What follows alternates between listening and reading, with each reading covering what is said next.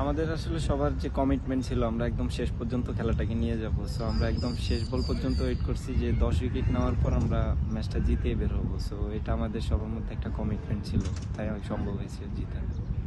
আমাদের আসলে এটা আমাদের ডু অর ডাই ম্যাচ হিসেবেই আমরা ধরে নিয়েছিলাম যে আমরা প্রথম ম্যাচটা হেরে গিয়েছি। সো এটা আমাদের কামব্যাক ম্যাচ ছিল। সো এটা আমাদের সিরিজ লেভেল হয়েছে। সো আমরা খুব হ্যাপি যে আমরা উইন হয়েছি এবং সিরিজ লেভেল করে আমরা দেশে যাচ্ছি।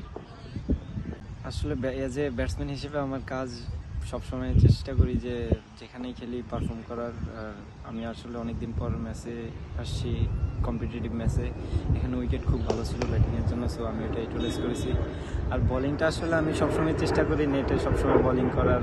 তো এখন অপরচুনিটি আসছে ম্যাচে বোলিং করার, সো আমি জাস্ট নেটে যেগুলো বোলিং করছি ম্যাচে ওইভাবে আর কি নিজের প্ল্যান অনুযায়ী বোলিং করে সাকসেস হয়েছে।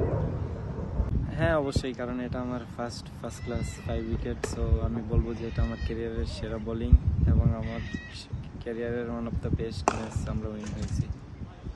অবশ্যই, কারণ আমরা লাস্ট আসলে একটা কথা আছে যে শেষ ভালো যার সব ভালো তার। সো আমরা লাস্ট 4 ডেটা উইন হয়েছি। এখন যারা সাদা বলে খেলবে ওদের জন্য শুভকামনা, ওরা যেন এই মোমেন্টামটা ধরে রাখে, তাদের ওয়ান ডে সিরিজ এবং টি-20 টুর্নামেন্টটা ভালোভাবে শেষ করে।